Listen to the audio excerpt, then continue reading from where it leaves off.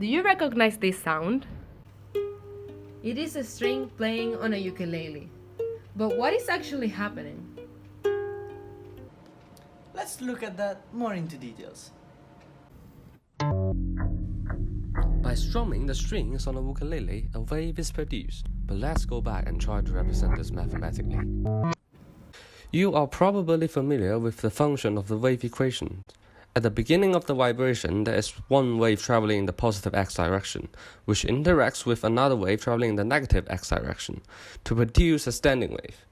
Let's dive in a bit deeper and see what is happening at the end of the strings, or as a physicist would say, at the boundaries. At the bridge, we have that x equals 0, and at the nut, x equals L, where L is the length of the string.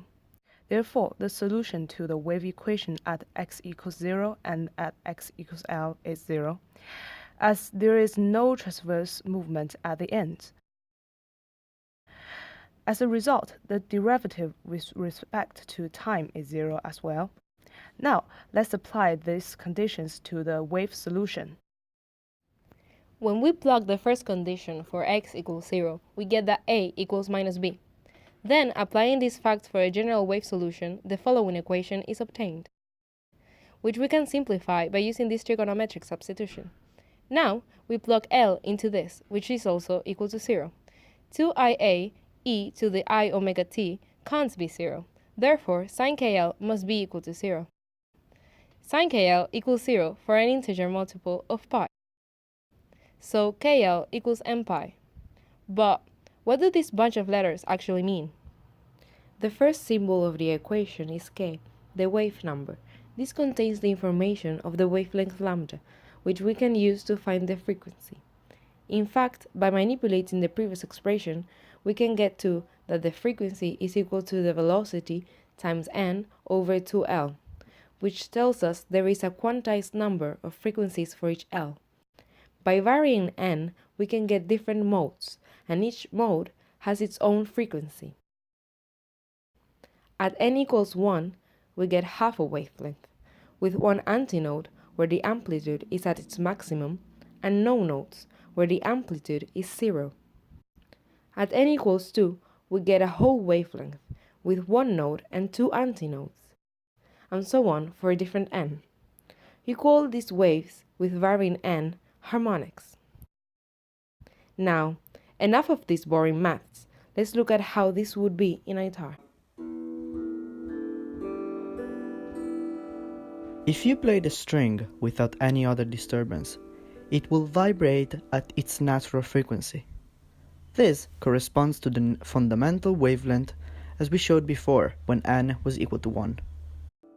To produce the second harmonic, n equals 2, we lightly press our finger at the 12th fret of the guitar and play the strings.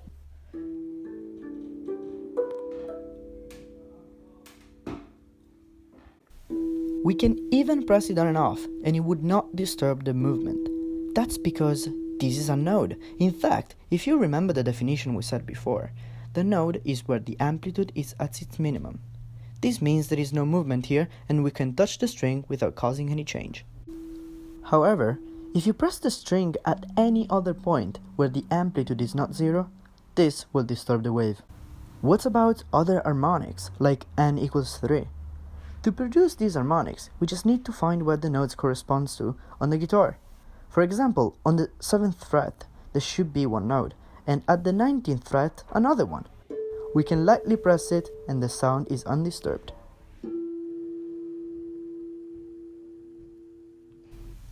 What happens if, instead of lightly pressing on a string, we actually press it?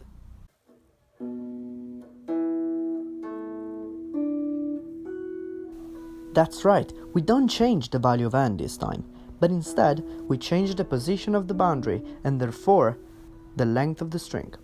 Let's see what actually differs here. You can notice that the sound changes when I play the string the second time. In fact, instead of the frequency corresponding to length L and mode n equals 3, we have mode n equals 1 and length 2/3 L, which corresponds to a different frequency.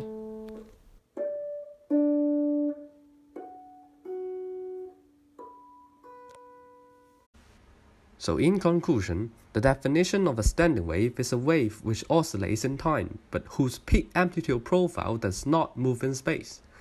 And after all this, can you tell me some properties about the standing wave now, such as this boundary and this wave equation? And what will you get from that wave equation?